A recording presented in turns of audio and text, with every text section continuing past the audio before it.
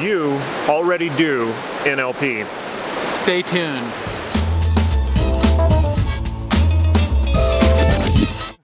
Hey, this is Damon Cart from NLP Gym, and with me today is Mark Andreas, son of Steve and Connie Ray Andreas. And before we get into how you already use NLP, if you haven't already, please click subscribe to this YouTube channel so you can get these videos on a regular basis. I'm here at Steve and Connie Ray Andreas's compound. We're here at their house, their property here in Colorado, Boulder, Colorado. And Mark and I have done trainings together. I've hosted them a few times, and we like to talk about NLP. It's just one of those things that we like to talk about. We're kind of good at it, right? And we're sort of interested in it. Yeah, it's kind of an interest of ours. And he said something that really resonated with me, because I try to explain this to people as well, that we already do NLP. And before he could tell me about what he meant, I said, no, let's get this on video first and talk about how you already do NLP, even if you have no NLP training.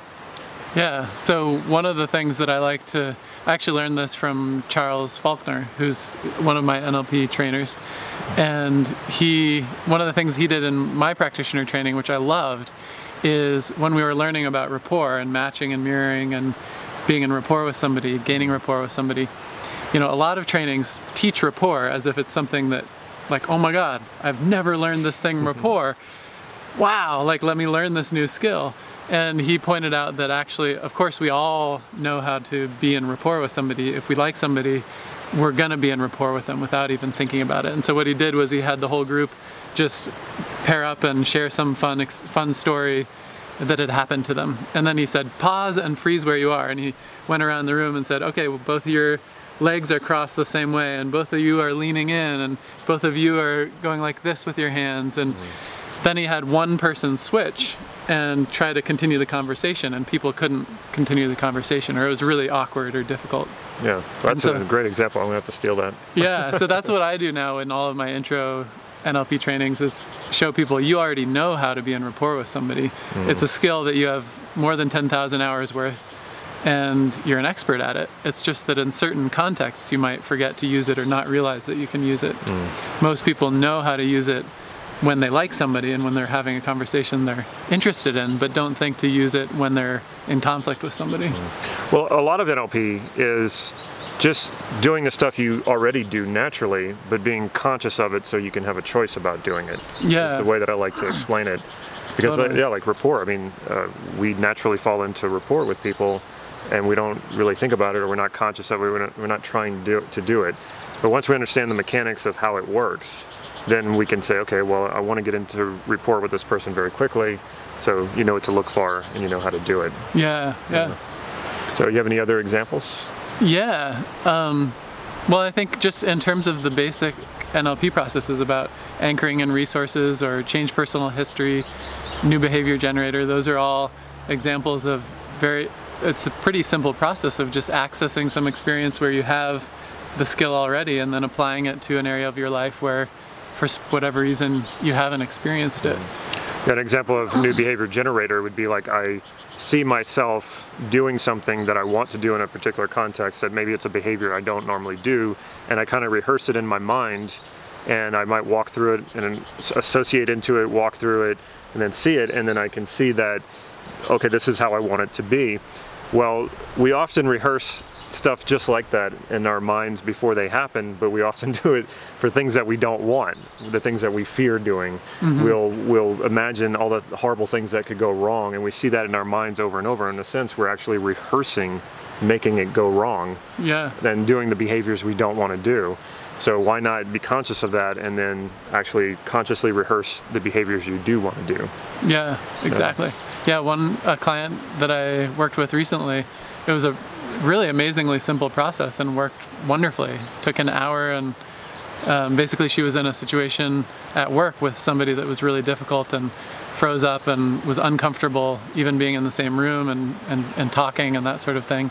And just basically asked her, I mean, there was a little bit more to it than this, but the basic process is, okay, so what's a resource that you would like to have in that situation that you didn't have? And where's the time when you've had that resource? Access that experience put it into that memory, step into it, and there were a few more resources that were needed, and then she goes, wow, this feels the way I want it. This feels really good. And just later that day, she emailed me and said, this is amazing. Like, I never thought this was possible. I never thought I could get over this. It was like a really extreme kind of fear and sort of lockup situation, and felt totally different. Yeah, and basically what you're saying is that she had it all within her already. You just had to kind of point it out and say, do it this way or think of it this way, but you didn't really give her anything. She already had it. Exactly. Yeah. So it was just a matter of contextualizing the skill she already had in this new context. That was interesting. That reminds me of a conversation I had with your dad a little bit earlier. Unfortunately, no, it was on camera. I did get it. So you can tune in for that. Yeah, I'll post that. He said, I asked him, and your mom, they were together, and Connie Ray Andreas has a model and a program which Mark teaches called Core Transformation. Your dad teaches or taught a workshop called Transforming Yourself, which I teach now. And there was another transformation or the book Transformations, the hypnosis book that your mother edited. And so there's always been this talk about like transformation in some way, which to me is what personal development is all about. I think we lose sight of it a lot of times, and it becomes about setting goals. It becomes about persuading people. It becomes about all these little behaviors we want to either create for ourselves or little problems we want to fix. But when you think about the bigger picture of it, of what it is, it's really transformation. But I think we lose sight of that a lot of times.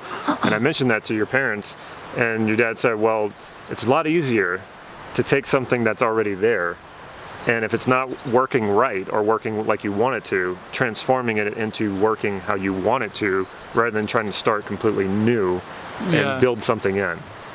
I'm guessing he used one of his favorite quotes, which is from Erickson, that your task is that of altering, not abolishing. Did he? No, he didn't actually. Oh, well, that's one of his favorite quotes. We're gonna have to restate that then. So so Erickson would say, your task is not your task is not abolishing, it is altering.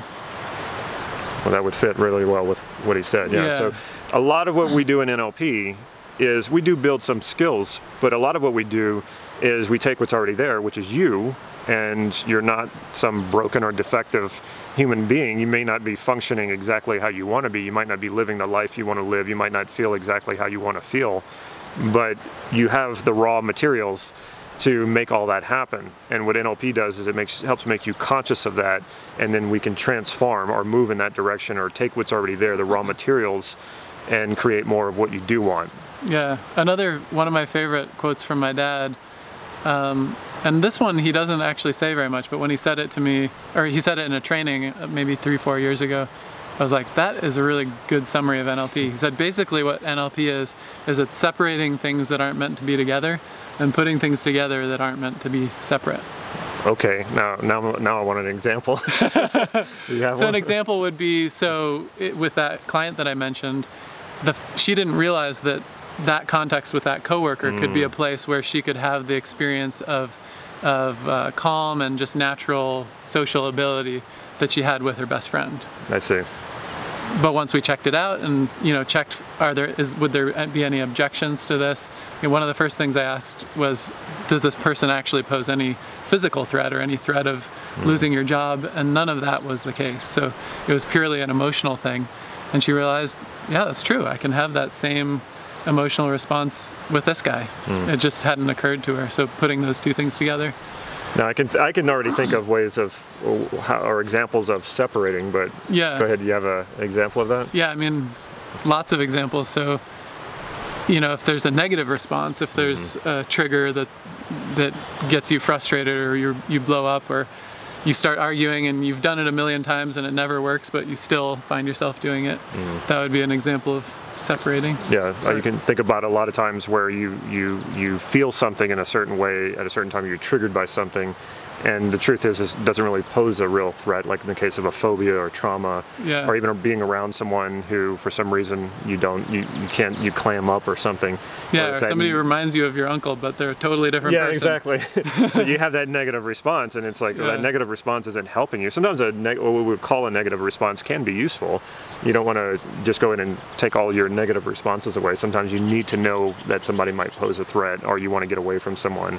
Yeah. But there are times when it's not a threat and it's not helping you. So yeah, you'd want to separate that triggered response from from whatever's happening, because it's not going to help you in any way. So yeah, it's putting together and separating. So I like that just very simple definition of what we're doing with change work. And once again, you're not creating a new skill. You're not even creating you can maybe say it's a new behavior, but you're just going inside and taking some things apart and putting some things together. And it's really, you have all the stuff there ready for you to do that. Yeah, and that's where the presupposition then comes.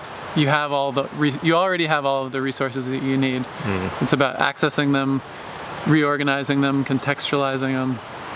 Yeah. And I start to think about the meta model and modal operators and the shoulds and the have to and the needs. And as soon as you take that off of you, it's like it suddenly it allows your potential to come out. You know, those words, those phrases, those ways of thinking put you in scarcity and limitation. But when you just take those off, so simple. You just stop thinking of a should or have to or a must or a need to, and you just say, well, what if I did do it that way? What if I did do something different? Yeah. And it's just a matter of letting go of that border, that limitation, and suddenly you do have access to so much more. And it was always there. It's not like NLP had to create it for you. It's just NLP only made you conscious of it, and made you conscious of it so you could say, okay, I don't want to do that anymore. I don't want to think that way. I don't want to say those words. I don't want to apply that pattern to myself anymore. I can stop doing that. Yeah. And I think this gets to a really important distinction too for people who are guiding other people through change work and themselves, is realizing that NLP and change work is about that we already have the resources we need. It's about shifting those around. Then we can start to realize that the distinction between if I actually do need to gain a new skill, or is this something that can be done through NLP techniques? Because sometimes what needs to happen is to go out there and put the hours in and actually, if I want to be a good pianist, I can use inner work to be receptive to learning and all that kind of stuff. But I can't use NLP to be a master pianist. I have to actually put in the practice. Yeah. And so I think sometimes that's an important distinction that sometimes people miss and try to use a change method to develop a skill that you really have to decide, is this worth it to me to put in the effort to learn this skill or not? Because you have to learn, you got to put the hours in to learn a new skill. So there are cases where you can use NLP to have the best orientation to learn the skill, but unfortunately it doesn't work as good as Neo in the Matrix. You can't just download it, plug into an NLP process for an hour and then suddenly know how to fly an airplane. And I can think of times where I couldn't do something, or I wasn't successful at something, or I hadn't achieved something, and I think about who I was after achieving it, or after I became successful at it. And if I look at that, I'm really not much different than that person. I'm really pretty much the same person before and after.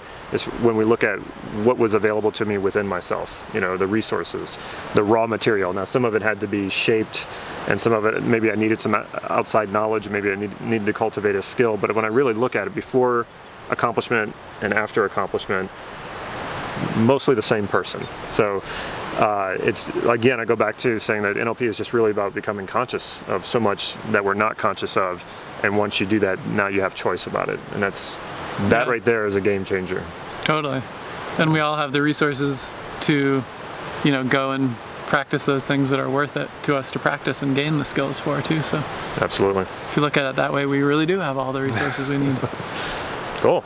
Well, anything else you want to say about that, or I think that nailed it.